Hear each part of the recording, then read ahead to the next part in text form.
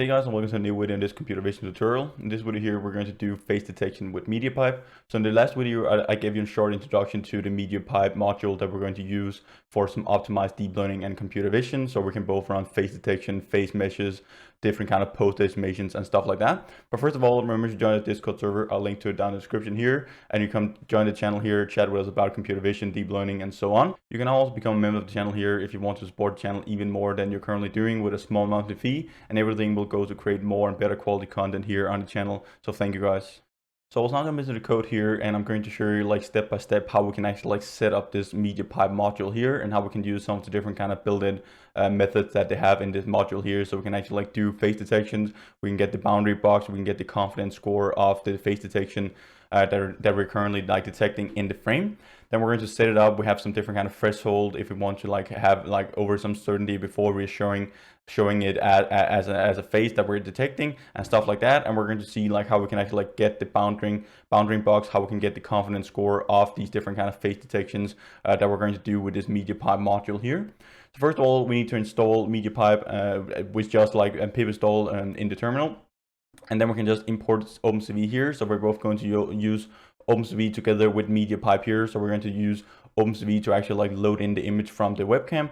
We're going to use MediaPipe to do the actual face detection. So we're going to do, or like we're going to pass the image from OpenCV to the face detector with MediaPipe, and then we're going to convert it back, and then we're actually like going to draw on the image with OpenCV and also going to show the image at the end with OpenCV. So first of all, we need to import these two different kind of modules here. So we have OpenCV and we have MediaPipe as MP. So when we're going to use this module here from MediaPipe, we're just going to use MP dot and then the classes and the methods that we're going to use. We're also going to import time here because we're going to track like how long these different kind of methods or like how fast this face detection here is running, so we can actually like get the FPS out in the end, so we can see how fast this is running, because this module here or like this framework here is really optimized for like common hardware. So we can run this face detector here and the other different kind of machine learning solutions they have on common hardware, and we can have really high frames per second, as you're going to see at the end of this video here. So first of all here, we're going to read in the video capture here from the webcam, and I'm just going to choose the first webcam here that I have, and then we have stored the capture in this cap variable here to the left. Then we can go down here and actually like use the face detector from MediaPipe. So first of all here, we need to import or like we need to set up a face detector and a drawing from these machine learning solutions that we have from MediaPipe. So first of all here, we're going to have this MP face detector here. And we have this face detector here, and we set that equal to, we know we have MediaPipe here as MP, and then we have dot solutions. So inside of this solution module here, we can actually like get both the face detection, the draw utility or draw face meshes, and all the other different kind of machine learning solutions that we have, and that I showed you on the website in the last video where we had an introduction to this MediaPipe framework here. So we're gonna have this MP solutions here dot their face detector. So we have this face underscore detection, as we see here, and now we have actually like created this face detector here that we can then run later here in the video, and then actually like use that to do the actual face detections and draw the boundary boxes and stuff like that. So we also need some drawing utilities, so we can actually like draw what is going on and what we're actually like detecting in our image. So we're going to draw both some different kind of features like the nose, eyes, ears, and stuff like that, and also the boundary box around the face. So we're going to have this MP here as well, and we call this drawer. Set that equal to MP, and again we go into the solutions. So when we're inside the solutions, we have something called drawing utility. And we're just going to set this up here. So now we actually have everything from MediaPipe here that we actually need to like initialize before we're actually going to use it. So we will have this MP face detector and our MP drawer. So we're going to use the face detector to actually detect the face, and then we're going to draw it with this MP drawer solutions here that we just set up here. So then we're going to read in the video capture. We go down here and see, we say like with face detector. So this face detector here has to be like this, the same name as up here. I'll just copy paste it in here, and then we can just call this face detection here from this class or like this object here that we just set up from this MP MediaPipe solution up here. Then we can set a minimum detection confidence. So this is like the number, like the percentage that we want to be over before we're actually like considering is as a phase in the image. So if we're not really certain that this is a phase in the image, we can actually like cut that off by setting this threshold here to some value. So we're just trying to cut off some of the false positives. So when we're above, like for example, 70% confident that this is a phase, then we're pretty certain that this is actually like a phase that we're detecting in the frame. So we're just going to open this phase detector up here with a minimum confidence of 70%. So if you're over 70%, we think that this is a phase, and we open up as phase detection. So we're going to use phase detection here later on because we open it up with this.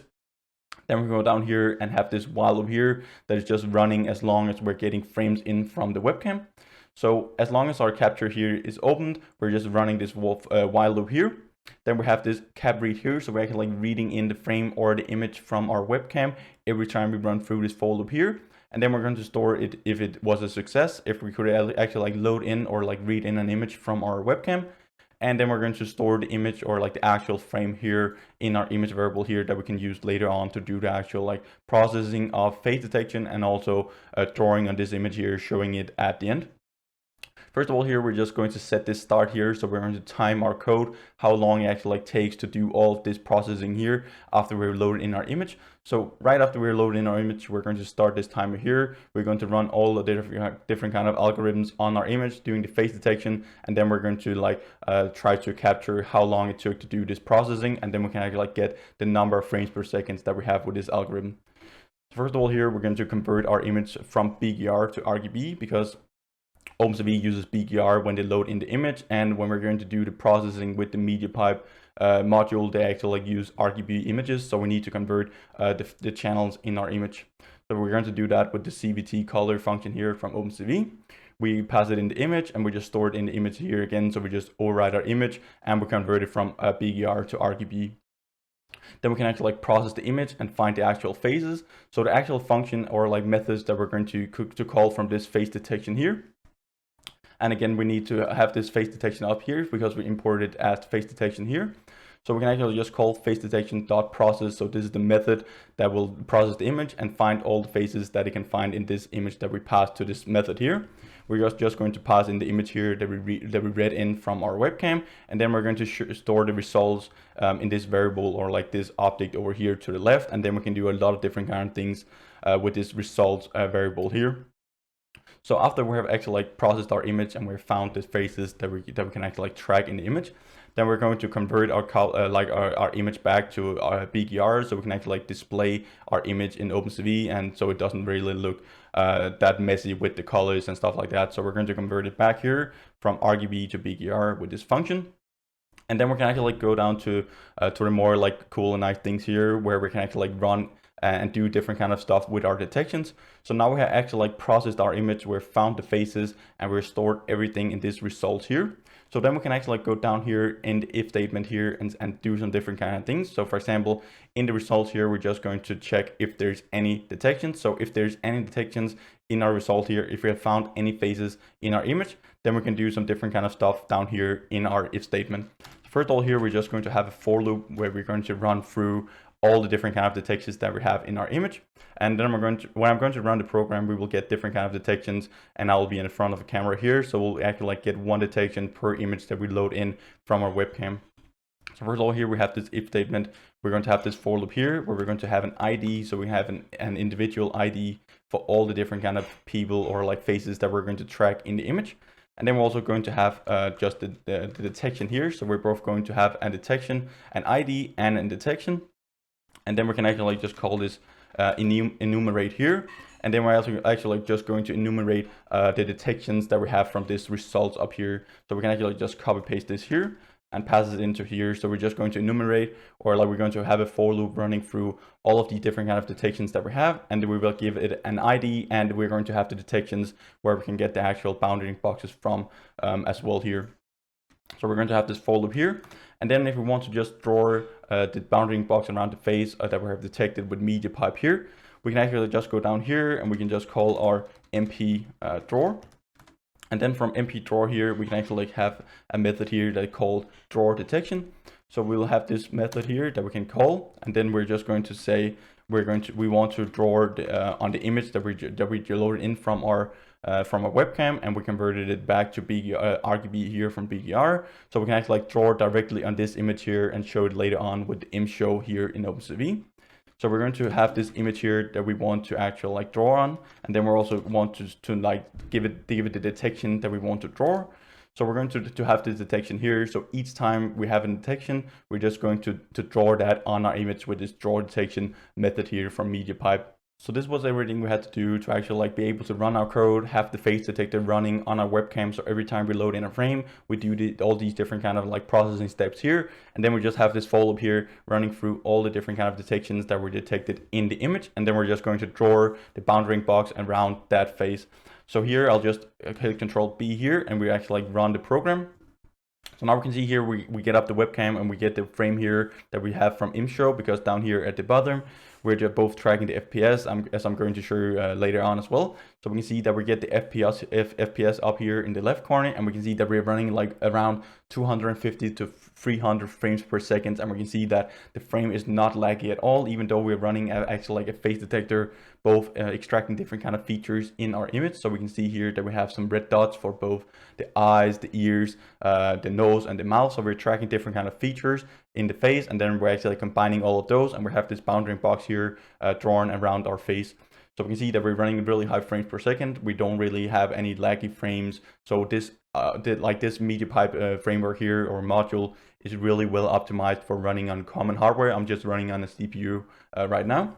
So I also wanted to show you like what is really going on in these detections here, and what are the different kind of features that we're tracking. And we can also actually like get the image coordinates of the different kind of detections that we have, and all the different kind of features that I just showed you, like the eyes, the ears, the mouth, and stuff like that, and also the bounding box coordinates. So we can actually like draw them by ourselves, or do some other different kind of things that I'm just going to do here in a bit.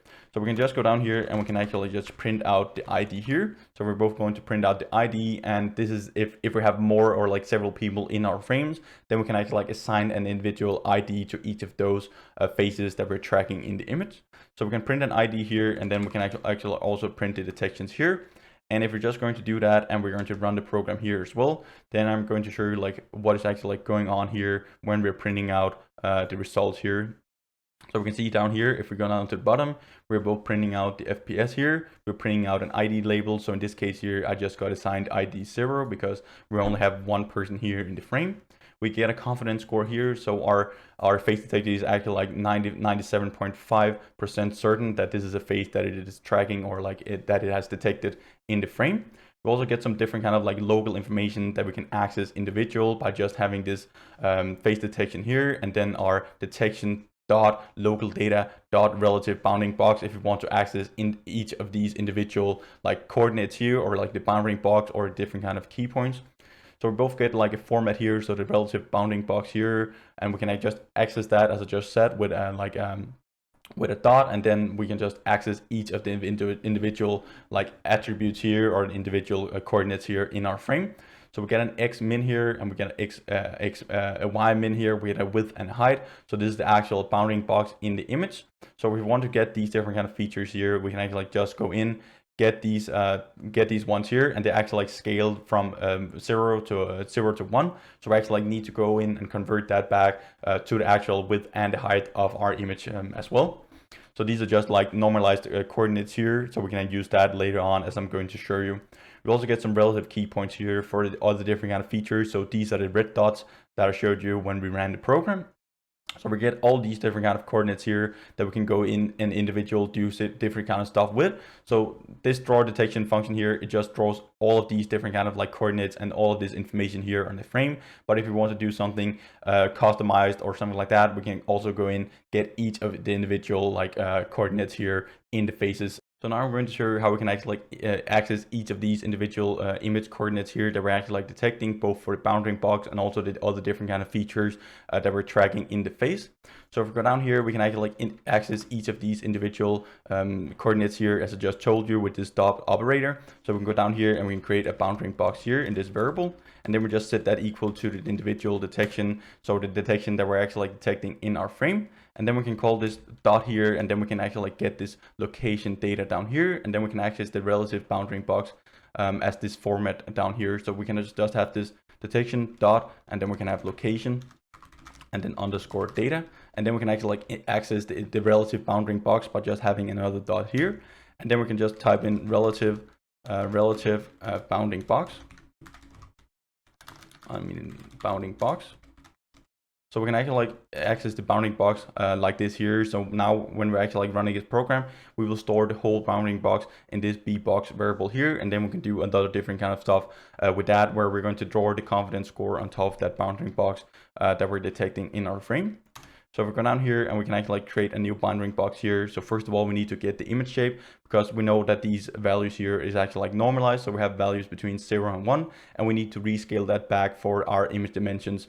So first of all, here we're going to have our height, and we're going to have a width, and we're also going to have the C here, because this is the number of channels that we have in our image. We're going to set that equal to our image.shape. So we can actually like get the image dimension by just calling this image.shape. We're going to store the height and the width in these variables that we're going to use to actually like rescale our values back, so we can actually like draw our actual like bounding boxes on our image frame. Then we can go down here, and I can actually like just put in the text here, or we're going to actually like draw create a new bounding box with our new scaled coordinates back again, and then later on we can actually like just put that text or like we can actually like just draw the confidence score on top of that bounding box that we now have stored in this bbox variable here. So we're going to kind of create this new bounding box here, and we're going to set that equal to the integer of bbox here. So we're going to have this bbox here, and we're going to take the x min value. So this is the corner, or like the corner of the actual like bounding box that we're detecting in the frame, and then we're going to scale that with the width here in this example here. So we can actually like just scale that back here. Then we're going to have another here where we're going to have this comma here. So we're going to, the new line, we're going to have the comma here, and then we're going to take the integer of the y min as well, and then we're going to multiply that with the height. So we're both scaling both the width and the height dimension for our bounding box here, because we have these normalized values. So we're going to have this bounding box here dot y min. So again, we're just accessing each of the individual coordinates by this dot operator here on this object here. So we can actually just have this y min here, and then we're going to multiply that by the height here of our image frame. Then we're going to have this for both the width and the height. So now we have to like actually have one of the corners of our bounding box, and then we're going to like spread that out with the width and the height that we're actually detecting with that bounding box here as well. So I'm just going to type this out here. So we're just going to take the integer again by our bounding box, and then we're going to take the width of this bounding box here, and we're going to scale it with the width here of our image frame here as well. And then at the end here, we're just going to do the same thing, exact same thing here with the height. So we're just going to take the bounding box here again. We're going to take the height of that bounding box, and we're going to scale it with the height of our image frame. So now we actually like have our bounding box here that we can then use later on to actually like draw the confidence score on top of that boundary box. So to actually like draw that score on top of the bounding box, we're just going to use, as we already know from like when we're going to draw out the FPS, we're just going to have OpenCV's like functions here, or built-in method, so we can actually just put out some text on our image frame. So we're just going to call CV2 here, and then we're going to use put text. And now we're going to specify the image where we want to actually like draw this text here on. So this is just the image where we're also showing our detections. And then we also actually like want to show like what we're actually like going to draw on top of that image. So we just have this float here that we're going to use, and we're going to actually like have this integer here. So we're just going to take the integer of our confidence score that we're actually like printing out down here. So we get a score here of 0.97 in this case here. So we're just going to print the score here on top of the bounding box when we're tracking it in our image, so we can see how confident we are that this is actually like a face in the image. So we have this float value here. Then we're just going to take the integer of that. So we're just going to take the integer of that, so we don't get all these different kind of like decimal points here at the end. Then we're going to take the individual detection, and then we're just going to say dot score here, because we know that we can just access this score here by having this dot operator on our detection. As we can see down here, we have this score, and then we can actually like get this value here by using this dot operator here. So now we can actually like get the score here, and we get to take the 0th element, or we will get parentheses around our score here when we're going to print them out. And then when we actually like have this score here, we're going to multiply that by 100, so we get it in percentage instead of this decimal point, like these decimal points here instead. And then at the end here, before we're actually like just going out here, we're just going to have this percentage. We're just going to have this percentage symbol here, so we can actually like see the percentage when we're actually like tracking the images or like the faces in our image. Then here, after we have actually like specified what we want to draw or like what we want to put on that image, we're going to specify the bounding box, so where in the image we want to put that text. So I'm just going to type this out here. So we're going to have our bounding box here that we created, and then we're going to take the 0th element of that, and then we're also going to take the bounding box here of the first element. So this is the width and the height of our bounding box, and then we're just going to scale that with some value here, so we're not drawing it on exactly on top of our bounding box, but like right above it, so we can actually like see what is going on while we're tracking our bounding box around in the image frame. Then we're also going to need to specify like what font we're going to use. So we're just going to from OpenCV here, OpenCV.font. We're just going to type in font here, and we're just going to use this Hershey simplex that it comes up with here as default. And then at the end here, we need to specify the size of the text that we're going to show out. We're going to specify the color of the text. So in this case here, we're just going to use the green color to show out the actual like confidence score. And then at the end here, we actually also just have some scaling values. I'm actually just going to use that as 1.5 here instead, so it doesn't get too bold in our image frame.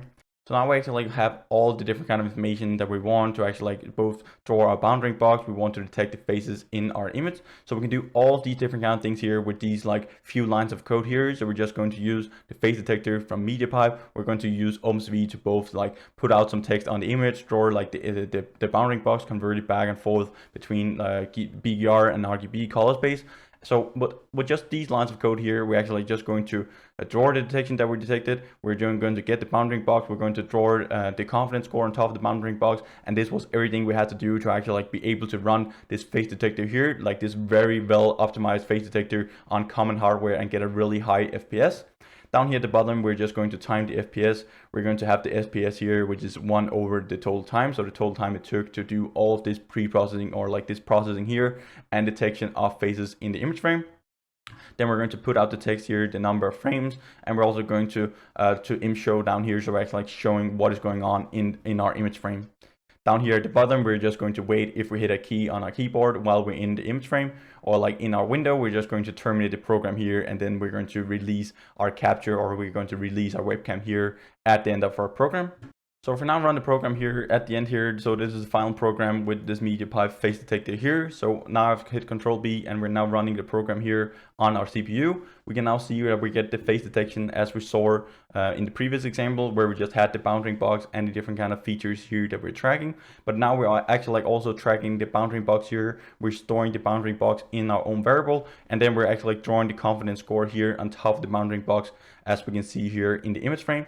So now when I'm moving around here in the image frame here, we can actually like see that we get a confidence score of up to like 96 to 97% confidence that this is actually like a face that we're detecting in the image frame. And we can actually like have multiple faces actually like getting detected here in the image frame, and it will assign a confidence score for each of the individual faces that it's tracking. It will draw the bounding box, it will draw all the different kind of features here, like the nose, eyes, the ears, and it will also give assign an individual ID that we can actually like use for some different kind of things as well in the image frame for each of these individual persons. So yeah, that's pretty much it for this video here, guys. We've been over some really nice and cool stuff in this video here, and this is a really well optimized face detector here that we can use. It's both open source and free to use. So it's a really nice and cool framework and module here that we can use from MediaPipe. It's really well optimized, and we can run it on CPU. We can even run it like on Raspberries, embedded systems, and stuff like that. We don't need any GPUs or any optimization. We just need these few lines of code here, and we just need like a standard CPU to be able to run with really high performance here on our face detector. So thank you guys for watching this video here, and remember to hit the subscribe button and bell notification under the video here, and also like this video here if you like the content and you want more in the future. I'm currently also doing this deep learning tutorial and computer vision tutorial where we're talking about like different kind of like neural networks, how we can actually like create neural networks from scratch, the basic stuff about neural networks. We're going to create neural networks from scratch as well, as I said, and we're going to train it on a data set, and then we're going to do predictions on data that it hasn't seen before. So this media framework here is actually like just different kind of like computer vision techniques together with deep learning techniques. So it's running some different kind of neural networks, computer vision techniques to actually like be able to run these different kind of predictions here. So when we pass our image through the process function, it actually like just passes in an image through a very well optimized neural network that is tracking these different kind of features here. So this is a really nice and cool framework, and we're going to like see all the different kind of other examples that we have. So if you're interested in the deep learning tutorial as well, where we're talking about neural networks, convolutional neural networks, and how they work, I'll link to the tutorial up here, or else I'll see you next week, guys. Bye for now.